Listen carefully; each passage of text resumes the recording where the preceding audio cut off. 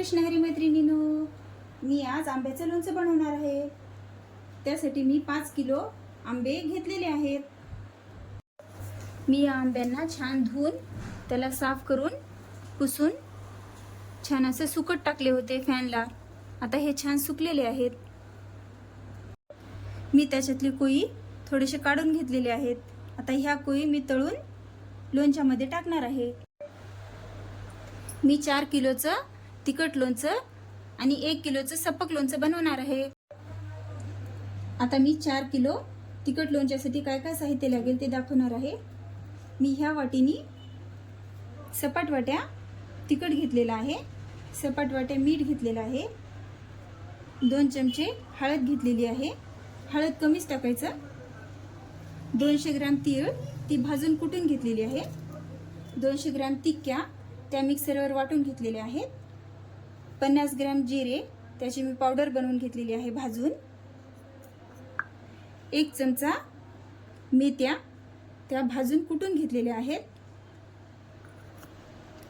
200 gram अद्रक, 200 gram लसण मी त्याची पेस्ट बनवून घेतलेली आहे। इथे मी रामबंधूचा मसाला घेतलेला आहे। 4 किलोला 5 पाकिट मी इथे घेतलेले आहेत। मी त्याच लसणातले थोडेसे पाकळ्या काढून ठेवलेले आहेत त्याच्यामध्ये टाकण्यासाठी। आणि इथे मी फोडणीसाठी 3 किलो तेल, 3 किलो काही आपल्याला लागणार नाही, आपल्याला 2.5 किलो तेल लागेल। फोडणीसाठी जिरे, राई, मेथ्या, 1 चमचा लवंग, 1 चमचा मिरे मी इथे टाकणार आहे। मी आता तेलाचे पाकिट तेलात ओतून घेते। मी सपक लोणच्याची फोडणी आणि तिखट लोणच्याची फोडणी एकत्रच करणार आहे।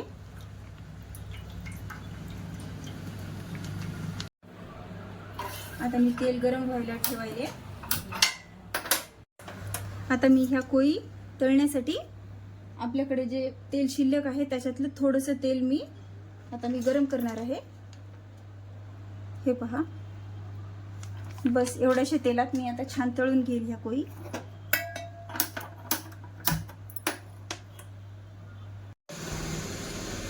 मी आता सपक लोणच्याला काय काय लागणार आहे ते सांगणार आहे। 50 ग्रॅम तीळ भाजून कुटून घेतलेली, 50 ग्रॅम तिक्या कुटून घेतलेल्या, 50 ग्रॅम अद्रक, 50 ग्रॅम लसण हे पण कुटून घेतलेलं, अर्धा चमचा मेथ्या त्या पण भाजून कुटून घेतलेल्या, 2 चमचे जिरे ते पण भाजून कुटून घेतलेले, सपाट वाटी मीठ आणि 1 छोटा चमचा हळद। आता हे आपलं तेल गरम झालेलं आहे। मी आता ह्याच्यामध्ये कोई टाकून देते।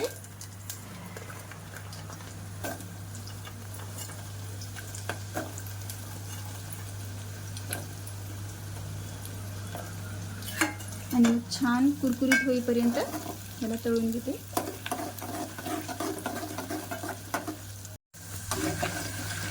हे पहा, आपले कोई आता छान तळून झालेले आहेत।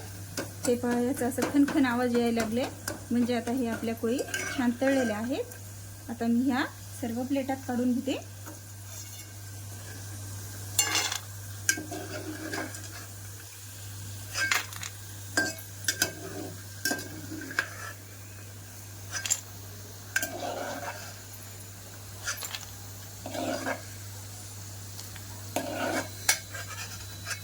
आणि मग थंड होण्यासाठी ठेवते।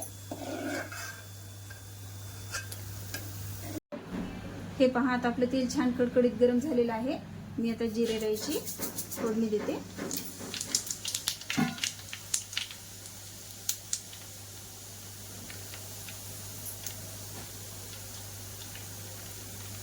मी त्या कोई तळून घेतलेल्या जे तेल राहिलेलं होतं कोईचं ते पण तेल मी ह्याच्यातच टाकले। हे पहा, आता आपण छान खरपूस होईपर्यंत जिरे राई तळून घेणार आहोत।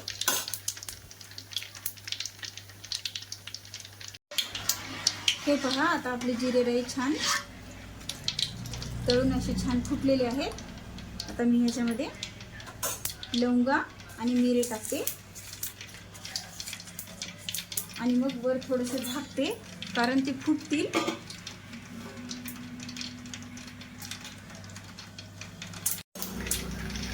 हे पहा, आता आपले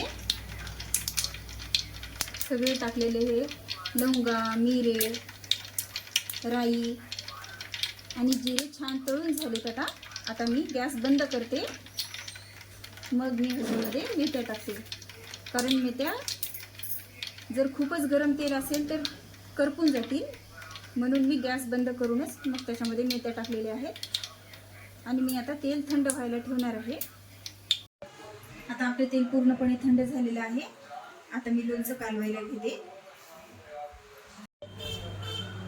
मी सुरुवातीला तिखट लोणचं कालवणार आहे. मी त्याच्यासाठी जे जे साहित्य सांगितलेलं होतं मी त्याच्यामध्ये टाकून घेणार आहे.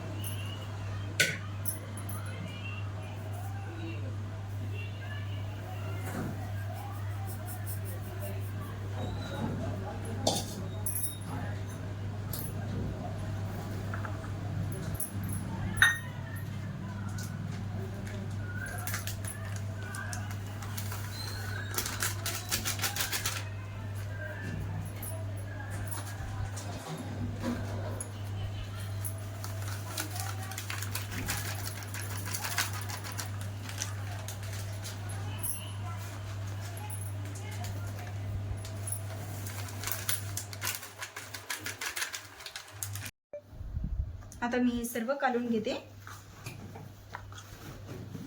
सर्व मसाला छान सर्व फोडींना लागला पाहिजे.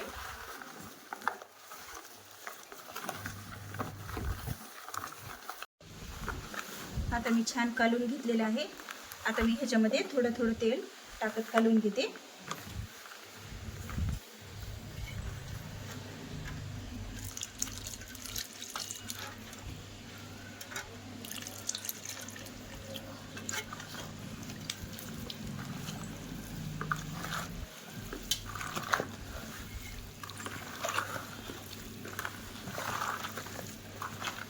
हे पहा, अशा पद्धतीनं छान सर्व मिक्स करून घ्यायचं.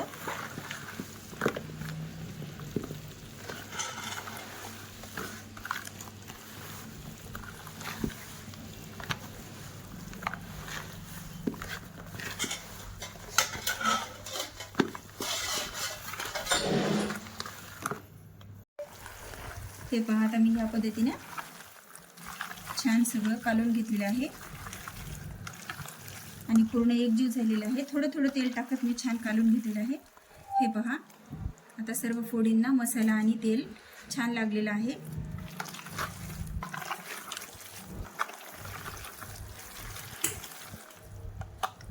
हे पहा, अशा पद्धतीने मी कालून घेतलेलं आहे. मी आता हे डब्यात भरून घेते. आता मी सपक लोणचं कालवणार आहे. मी आता सपक लोणच्याला जे जे साहित्य सांगितलं होतं मी ते सगळं ह्याच्यात टाकून घेणार आहे.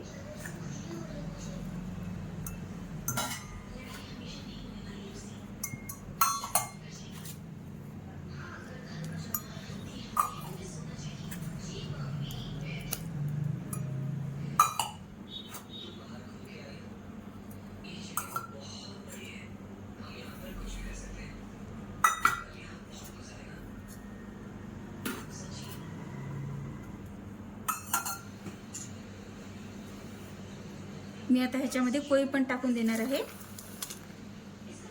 तिखट लोणच्यामध्ये हे कोळी टाकायला मला लक्षात नव्हतं, तुम्ही टाकू शकता. मी आता हे सगळ्या कोळी ह्याच्यामध्ये टाकून घेणार आहे आणि मग सर्व एकजीव करून घेणार आहे. हे पहा, या पद्धतीने सर्व फोडींना हा मसाला लावून घ्यायचा.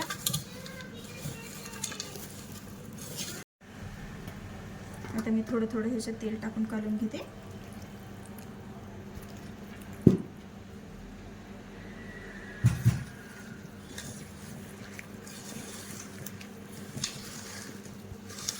पहा या पद्धतीनं सर्व फोडून तेल छान लावून घ्यायचं.